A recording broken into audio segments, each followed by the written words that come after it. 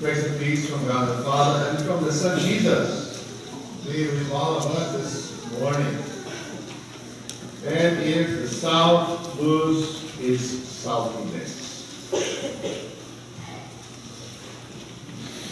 October the 2nd, 1864, 4 years after the foundation of St. Paul's Lutheran Church, one of the worst battles of the American Civil War was fought. 2,800 Confederate soldiers were squared off against 4,500 soldiers, or Union soldiers. The battle was forever recorded in American history as one of the worst atrocities that has ever occurred in U.S. soil.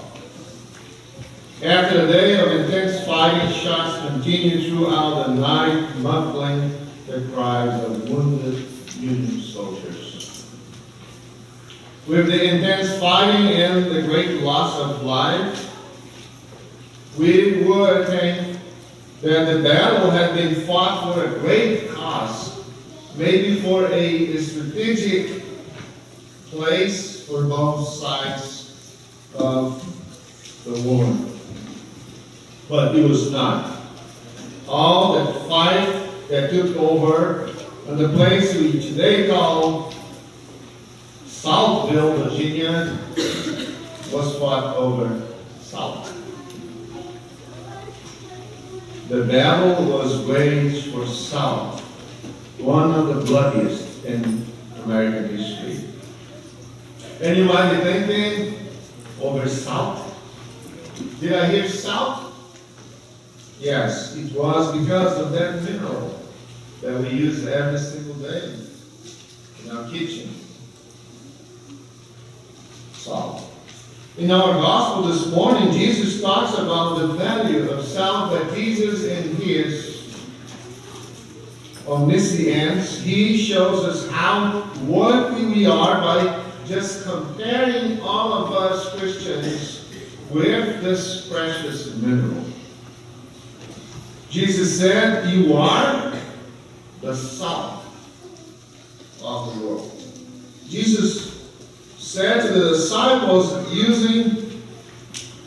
using a strong verb, "You are," not "you will be," or "one day maybe," or "in the past you were." No, you are the salt of the world. And nowadays, it sounds like anything too complimentary, especially as we try to avoid salt. And if you go to the doctor, the doctor would say you should avoid salt because it's not good for your health.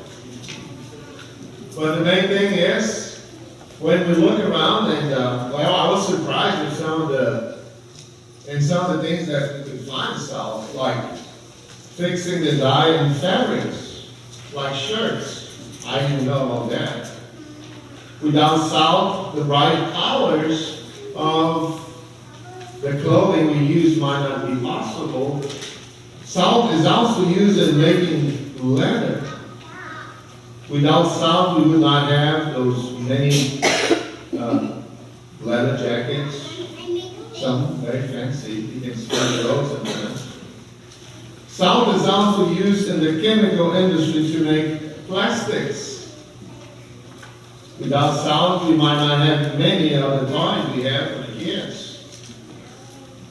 So salt is a basic ingredient for many other things, not just for the food.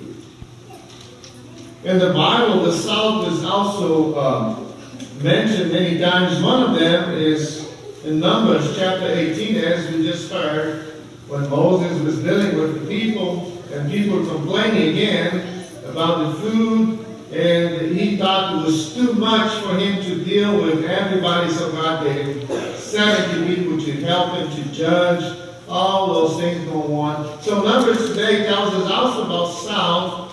The Old Testament says, all the holy offerings that Israelites present to the Lord, I have given to you together with your sons and daughters as a perpetual due. It is a covenant of salt. forever before the Lord. Salt, covenant, two words together. We all know what covenant means. We all know that God made a covenant with His people, promising them, you will be in eternal life. You will be in that land that I promised to you. You offer offerings with salt. The covenant of salt means a permanent relationship with God. Eating salt with someone meant to be bound in loyalty. This is what the evangelist Mark refers when in our reading today he said to the disciples, you have salt in yourselves and be at peace with one another. And when the Lord wanted to miraculously purify the water from a spring near Jericho, He had His prophet Elijah throwing salt into the well. Salt was used many times in the Bible to prove and to tell people that is a covenant between God and us. So Jesus now uses all that knowledge and uses all that to show the disciples how important they are for the world. You are the salt of the earth. You are the salt of the whole world, and not just the salt of that little bitty place where you live. But Jesus said you are the salt of the earth, because the salt is going to be used all over. Once Jesus would go to heaven, He would tell the disciples, now you go and make disciples. And you are salt to every nation in this world, not just for that little bitty group that was complaining, by the way, that someone else was performing a miracle that they could not perform. So they are complaining, and Jesus is saying, if you are with me, you cannot be against me.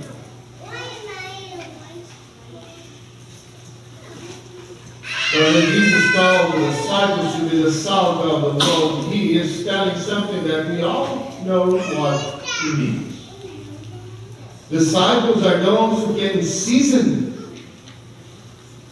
what is tasteless. We also know that salt preserves food, so God called the disciples to preserve what could deteriorate and express mutual covenant and loyalty. If we do not preserve the truth of the gospel, and if we do not season this tasteless world with the truth of the gospel and the true promises of Jesus, how it's going to be? And what the world is going to turn in if we do not act like having salt on us. We should never, ever let the world go saltless. Disciples of Jesus are those, like the Apostle Paul says, let your speech always be gracious, seasoned with salt, so that you may know how you ought to answer everyone. Look how practical Jesus is. Always. But once we are called to be the salt of the world, Jesus tells the disciples as they are trying to have a little bit of argument with someone that were doing just the same as Jesus ordered the disciples to do. And Jesus tells something to the disciples. And if your food causes you to sin, cut it off. It is better for you to enter life lame than with your feet to be thrown in hell. So we are salt, and we bring this wonderful season into the world. But we have to face it and deal with things that cause us us at the same time to stumble, and we have to deal and remove from our lives things that causes others to stumble and fall. This is Jesus' warning for the disciples as they are losing their saltiness.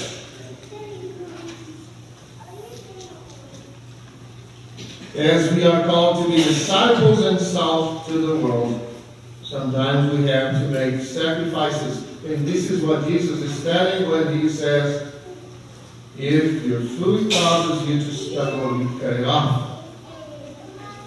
It is better for you to enter heaven with just one food than go to hell with both of them. Wow. It sounds like very hard. But Jesus is making his point that or you are salt or you are nothing. If you use salt to cook something, you know that salt will give some season to your food. So Jesus said, if you are with me, you cannot be against me. There is no neutrality. We can be Christians at all time. And for all the time we are called to season what he lost his taste. In very simple words, Jesus answers on verse 40. For no one who is not against us, it is for us. This is the message of Jesus for us today. It is not necessary to perform great miracles to prove our love for Christ. We just have to show some compassion and serve as he served us. This is what the epistle says today. When we pray for someone, we are serving. When we have good words for someone, we are serving and we are being salt. I know and we know, all know the word of flesh and the devil may promise us some glory, some pleasure right now, but the pain might come later. And this is what Jesus is warning the disciples. Sometimes we go through things that we don't want to go, but it's much better to go now and face it and learn it than try to avoid using things that are not godly things. Don't let the salt in your life lose its saltiness. But the bottom line is the salt was used basically and for the most part for two main reasons. To preserve and to flavor. Two beautiful words that as Christians we should always think about it.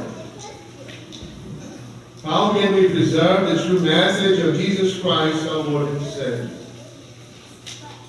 The first thing to do is to keep it in our hearts and minds and ask God in prayer always to be better Christians and to always enjoy and take advantage of the opportunities God gives to us to be salt in this world.